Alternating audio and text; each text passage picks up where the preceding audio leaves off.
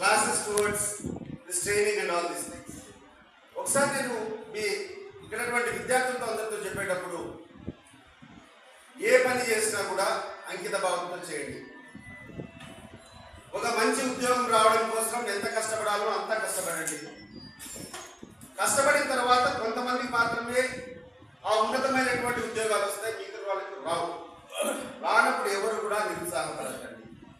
ప్రతి ఒక్కరూ ఏదో ఒక ట్రైనింగ్ తీసుకొని ఏదో ఒక ప్రోగ్రామ్ తీసుకొని ఈ విశాలమైనటువంటి ప్రపంచంలో ఎన్నో రకాలైనటువంటి అవసరాలు ఉన్నాయి.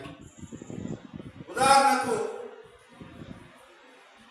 హెయిర్ కటింగ్ చేసే సెలూన్ దగ్గర నుంచి ఒకప్పుడు అది చాలా చిన్న జాబ్, దానికి ఒక డిగ్నిటీ ఆఫ్ లేబర్ లేదు, దాన్ని నేను రకంగా చులకంగా చూసేవాళ్ళం.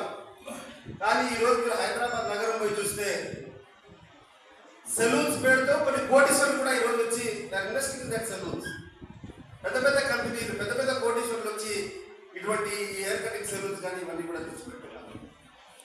బ్యూటిషియన్ ప్రోగ్రామ్స్ ఈరోజు మీరు అందరూ all girls should be knowing how much importance is there for good look and ఎంత డబ్బులు కూడా ఖర్చు పెడుతున్నారు ఈ రంగంలో. ఎక్కడ చూసినా it has become a very big industry. So one should not feel that is below our dignity. You should have that dignity of labor.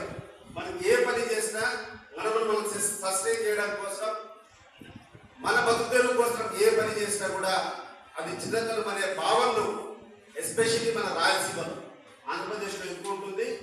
దానికి తోడు మన రాయలసీమలో ఇంకా ఎక్కువ ఉంటుంది. My only appeal to all of you